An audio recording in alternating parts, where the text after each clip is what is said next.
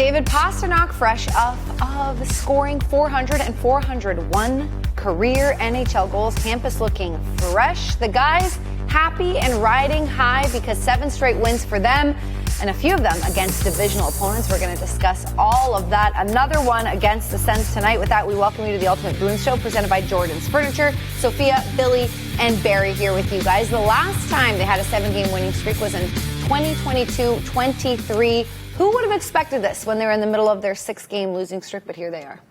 Look, I did. That's right. I did say that I did expect this. They were going to bounce back. I didn't think 7 in a row, but here we are. And before we talk about it, the guys did say they're aware of the high that they're riding, but they're trying to stay balanced, which is very important. Yeah, Billy, how about as we showed them walking into the building? The last time they left that building, what was that, October 27th? That was it. That was kind of the turning point, right? We kind of hoped that was rock bottom. And since then, that game woke them up. So did their coach. Yeah. So did their coach after that game. And you can only use that so much. Good for him. Good for the team responding. And not to be the Debbie Downer, but this really? is. But but this is Why just. Why would you stop now?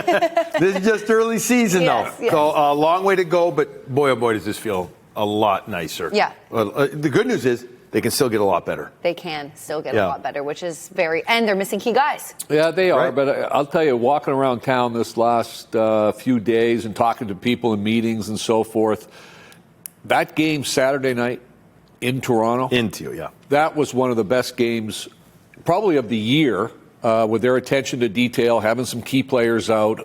Hall of Fame weekend up in Toronto, division rival, very exciting, energetic, intense game. Let's take a look at the numbers compared to, or in between what word I'm looking for over here. But during, there you go, the 6-game losing streak and the 7-game win streak. That goals obviously per game going up, and the goals allowed significantly lower, and special teams better in both categories, guys. It's obvious that certain things had to get better. Defensive structure, we've gone over it at so many, numerous times it did. But it's just the overall game. I mean, statistics rink to rink, Barry, can waver, depending on where you are.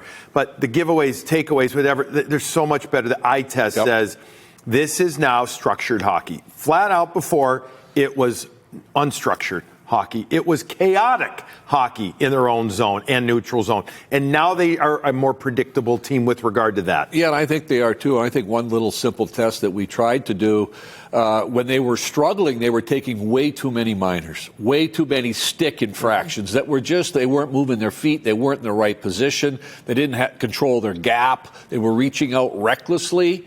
Now, all of a sudden, they're not taking those penalties again because they're playing that structured, team-layered defense. Yes, and they have secondary scoring, primary scoring. We're going to cover all of those topics, but it's time for our electric player presented by Granite City Electric Supply. Electrical contractors get free overnight delivery almost anywhere in New England with the GCE Night Train. David Pastrnak is, of course, our electric player, scoring his 400th career goal on Tuesday against Toronto. That's 400 goals in 774 games. The only Boston player to reach that milestone in fewer games is Phil Esposito, and he became, Pasta that is, the 6th player in Bruins history to reach 400 goals. Guys, you can give one quick thought each, because Razor, we're going to bring him in a second, and we'll deep dive. Never mind, just kidding. We're going to bring in Razor right away. You guys will deep dive into David Pastrnak a little later on. We're going to do a breakdown on his goal that he had. Razor, you are in Ottawa. The Bruins obviously celebrating their alternate captain. Everyone seems so happy for him in the room. We saw it on social media as well. So glad about this milestone for David. What are you feeling in the room right now? They are, as teammates. It's exciting to be a part of history like that as well. I remember Matt Sundin scoring his 500th goal for the Leafs. I played that game. We were all part of that, and I think that's what we saw with the Boston Bruins, all being part of David's 400th goal as the bench cleared the other night in Boston. So the guys talked about it the last couple of days about what David means, not just to his teammates and the organization, but the entire league. It was very special. I did not expect it. I didn't even know it's allowed, honestly, for 400 goals. So I was worried that we're gonna get penalty. Like I said, I think that's exactly where it hit me then when the guys came. But obviously, I'm a very humble guy, and coming, from where I came from, and if you tell me that when I joined in this league, I wouldn't believe you. Yeah, no, it's about time. I'm just kidding. No, he's one hell of a player. I'm fortunate to have him as a friend and have him on my team, and I think everyone here knows how special he is for this group. So no one deserves it more, and no one works harder for it either. So super happy for him and his family, and there's going to be more goals coming from his stick in the future too. So I think just with the weight that he has, the weight that he carries every day, the superstar that he is, I think you would never know that just talking to him, and everybody's an equal to him in here, and we all look up to him, and we all learn every day from how he carries himself off the ice. But I think just, with the platform he has, it'd be pretty easy to go above and beyond, your means and kind of know that you're better than everybody else, but you would never expect that talking to Dave. So, like I said, he's one of the best guys that I've ever met, and super special to share this with him. David's got points in 5 of his last 7 games now, but certainly none bigger than getting over the 400 goal mark. When you get close to those numbers, as we've seen over the last few years, whether it's Brad Marchand, Patrice Bergeron, the milestones that we've been so lucky to cover in the last 4 or 5 years, it gets hard as you get to that number, and you just want to get the 400 puck, put it in your pocket, and move on the rest of the season. And that's what David and his teammates are going to try and do here in Ottawa tonight as they face a starch Ottawa Senators team.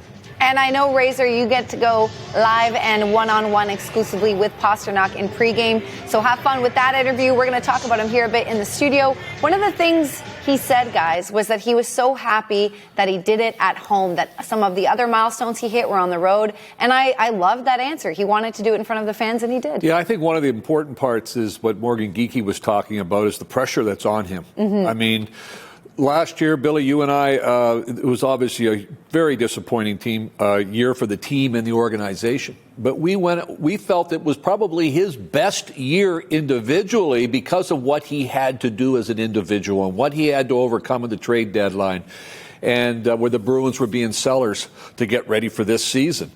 But to me, the exciting part is I don't think he's hit his ceiling yet. I still believe he can improve his game. His moves that we're going to be breaking down are off the charts. He is so exciting to watch. And the other aspect of us, you're around the league a lot. You're traveling around doing your stuff. The respect around the league for him as a pure goal scorer, off the charts. So, I was going to say, don't take our word for it. Take the people that I get to speak with a lot. And everybody, if you're in the business, you do it. But, the amount of people last year, especially the last third of the season, that said he could be, almost arguably, could be MVP. Now, he wasn't going to be. We understand that, where the team was. But it was like everybody was saying, how is he doing what he's doing with the team that they're putting out on the ice? It's a fair question at that time. And it wasn't just 1 or 2 people. It was numerous people. And everybody had all the mad respect for him right there. So good for him, be able to do it at home. It's got to feel just, you're talking 6 months later, 7 months later, how different of a vibe it is right now around. So good for him and good for the team. They get it done.